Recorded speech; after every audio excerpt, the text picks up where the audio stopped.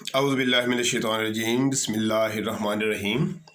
السلام علیکم سامعین، آج ہم بات کریں گے پوٹاش کے حوالے سے۔ کھادیں، جیسا کہ فصلوں میں مختلف کھادیں استعمال کی جاتی ہیں جن میں سر فہرست ڈی اے پی، یوریا یعنی نائٹروجن اور پوٹاش ہے۔ یہ تین بڑے ایسے نیوٹرینٹ ہیں جو ہم فصلوں کو استعمال کرتے ہیں۔ ان میں سے ایک ایسا نیوٹرینٹ یعنی پوٹاش جس کی ہر کاشتکار کو معلومات نہیں ہے، موسٹلی زیادہ تر کاشتکار فاسفورس اور نائٹروجن پر ہی ڈیپینڈ کرتے ہیں۔ ہماری اس آج کی ویڈیو کا مقصد بھی پوٹاش سے عوام کو، کاشتکار کو روشناس کرانا ہے اور پوٹاش کی اہمیت کے بارے میں بتانا ہے۔ تو سامعین حضرات، جہاں فاسفورس اور نائٹروجن استعمال کی جاتی ہے وہاں پوٹاش کا استعمال بھی ضروری ہے۔ اور وہ استعمال کیوں ضروری ہے؟ پوٹاش نہ صرف انسانی زندگی کا حصہ ہے بلکہ نباتاتی زندگی کو بھی پوٹاش کی ضرورت ہوتی ہے۔ پودے کے اندر پوٹاش کا جو سب سے پہلا عمل ہے وہ یہ ہے کہ پودے میں موجود انزائمز خوراکی اجزاء کو ریگولیٹ کرتا ہے، یعنی ان کی ترسیل میں یہ مددگار ہوتا ہے، کیونکہ پودے میں موجود واسکولر ٹیشوز جن میں زائلم اور فلوئم شامل ہیں۔ فلوئم کا کام اوپر سے خوراک نیچے کی طرف لے آنا اور زائلم کا کام پودا جو خوراک زمین سے پانی کے ذریعے حاصل کرتا ہے اور اوپر لے جاتا ہے، اور اوپر روشنی کی، ہوا کی موجودگی میں جو پودا خوراک تیار کرتا ہے اس کو نیچے کی طرف بھیجتا ہے۔ تو ٹوٹل پودے کے اندر موجود تمام خوراکی اجزاء، ان کی ترسیل میں، ان کو ریگولیٹ کرنے میں پوٹاش کا اہم کردار ہے۔ اس کے بعد پوٹاش ایک ایسا اینٹی آکسیڈنٹ ہے جو پودے میں قوت مدافعت پیدا کرتا ہے۔ کس چیز کی؟ فنگس کی۔ فنگس کے حوالے سے پودے میں یہ قوت مدافعت پیدا کرتا ہے اور اس کے ساتھ ساتھ پودے کے تنے کو مضبوط کرتا ہے، جس کا سب سے بڑا فائدہ یہ ہے کہ پودا گرنے سے محفوظ رہتا ہے، آپ کی فصل اس کے استعمال سے گرتی نہیں ہے، اور پوٹاش جڑ کو لمبا کرتا ہے جس سے پودے کی گرفت، زمین کے اندر گرفت بڑھ جاتی ہے، اور نہ صرف گرفت بڑھتی ہے بلکہ اس کو زمین سے خوراک لینے میں آسانی ہوتی ہے۔ پودے کی جڑیں جتنی زیادہ لمبی ہوں گی اتنا زیادہ وہ آسانی سے خوراک حاصل کر سکے گا۔ تو کاشتکار بھائیوں، ہم نے دیکھنا یہ ہے کہ ہمیں پوٹاش آسانی سے، کون سی پوٹاش جو ہے وہ جو ہمیں مارکیٹ سے آسانی سے میسر ہو سکتی ہے۔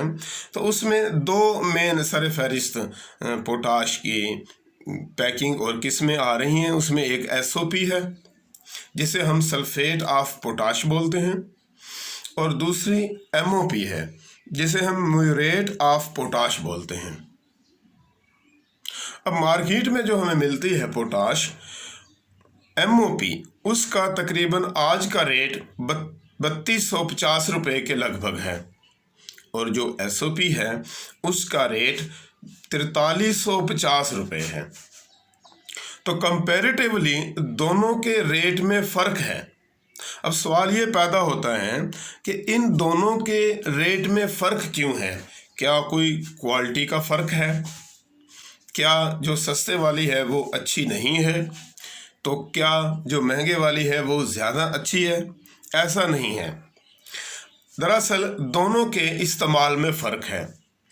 ہم نے دیکھنا یہ ہے کہ ایس او پی کس قسم کے رقبے پہ استعمال ہوتی ہے اور ایم او پی کس قسم کے رقبے پہ استعمال ہوتی ہے۔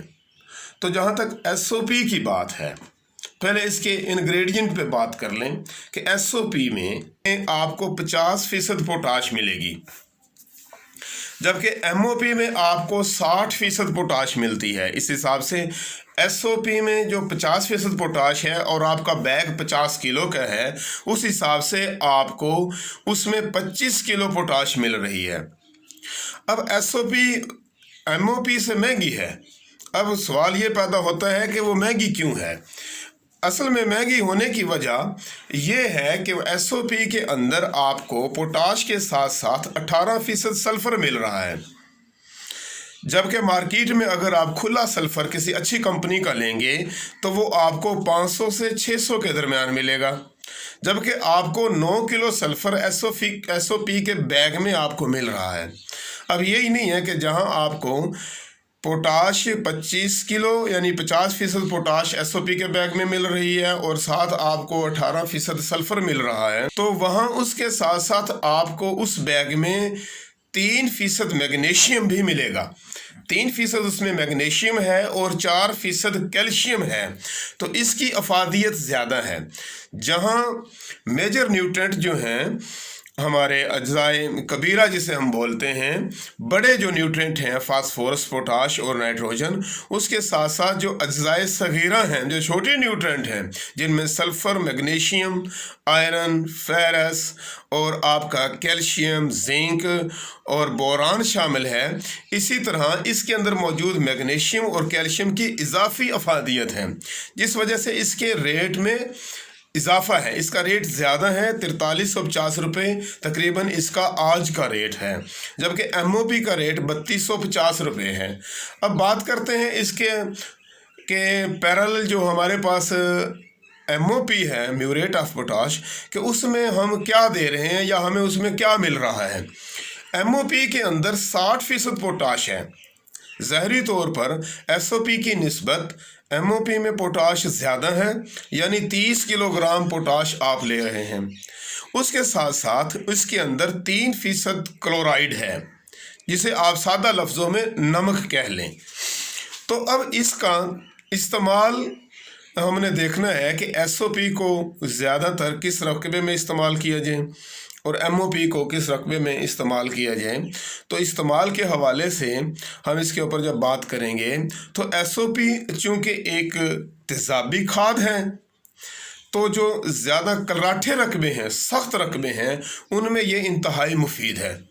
ये एक इस्लाही खाद है। पोटाश के साथ जो सल्फ़र है, सल्फ़र आपके ज़मीन के अंदर जो मौजूद बॉन्ड हैं, मिट्टी के बॉन्ड हैं, उनको तोड़ने में मददगार साबित होती है। इसी तरह आप SOP को कराठी ज़मीनों में, मैरा ज़मीन में, भारी मैरा और हल्की मैरा ज़मीन में आप इस्तेमाल कर सकते हैं, जबकि इसके अगेंस्ट जो है MOP को आप रेतली यानी सैंडी ज़मीन के अंदर आप इस्तेमाल करेंगे। उसमें ऑलरेडी चूँकि रेतली ज़मीन में नमकियात की कमी होती है, तो वहाँ हमें नमकियात की ज़रूरत होती है, तो वहाँ हमारे लिए MOP इस्तेमाल करना ज़्यादा बेहतर है बनिस्बत SOP के।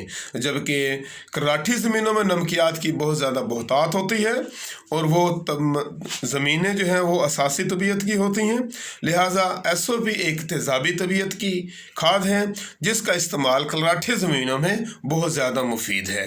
तो नाज़रीन, आज का टॉपिक आपको हमारा अच्छा लगा हो तो लाज़मन आप इसे लाइक कीजिए और हमारे चैनल को सब्सक्राइब कीजिए, ताकि हम मज़ीद इसी तरह आपको मज़ीद मुफीद मालूमात देते रहें। शुक्रिया।